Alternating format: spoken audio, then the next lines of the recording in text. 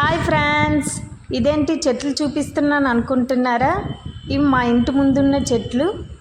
వచ్చేయండి ఫ్రెండ్స్, మనం కిచెన్లోకి జున్ను ఎలా ప్రిపేర్ చేయాలో చూద్దాం. దీనికి కావాల్సిన ఇంగ్రీడియంట్స్: జున్ను పాలు, ఆవు పాలు, బెల్లం, దంచి పెట్టుకున్న మిరియాలు, యాలకులు తీసుకోవాలి. నెక్స్ట్ తయారైన విధానం చూద్దాం. ఫస్ట్ జున్ను పాలు తీసుకోవాలి, జున్ను పాలు వేసుకుంటున్నా. నెక్స్ట్ ఆవు పాలు. మనం జున్ను పాలు ఏ క్వాంటిటీలో అయితే తీసుకున్నా సేమ్గా అదే క్వాంటిటీలో ఆవు పాలు తీసుకోవాలి. ఆవు పాలే కాదు, ప్యాకెట్ పాలైనా యూజ్ చేయొచ్చు. మనం రెండిట్లో ఏది అవైలబిలిటీలో ఉంటే అది యూజ్ చేయొచ్చు. నెక్స్ట్ కొద్దిగా బెల్లం. మీకు ఎంత షుగర్ అవసరమో అంత వేసుకోవచ్చు. ఎక్కువ తినేవాళ్ళు ఉంటారు, తక్కువ తినేవాళ్ళు ఉంటారు కదా. ఎవరికి ఎంత షుగర్ అవసరమో అంత వేసుకోవచ్చు. నేనైతే కొద్దిగానే వేసుకుంటున్నా. నెక్స్ట్ మనం దంచి పెట్టుకున్న మిరియాలు, యాలకులు వేసుకోవాలి.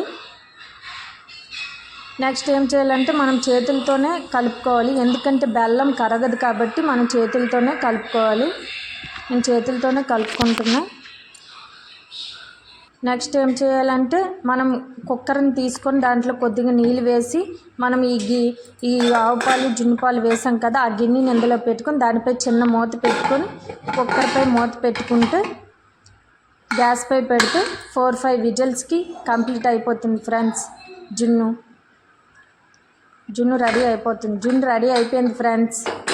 చూద్దాం రండి ఎలా రెడీ అయ్యిందో చూద్దాం. అయిపోయింది ఫ్రెండ్స్. జున్ను చాలా బాగుంది కదా, కేక్లా వచ్చింది. ఇంతే ఫ్రెండ్స్, చాలా సింపుల్గా రెడీ అయిపోతుంది. ఒకసారి ట్రై చేయండి.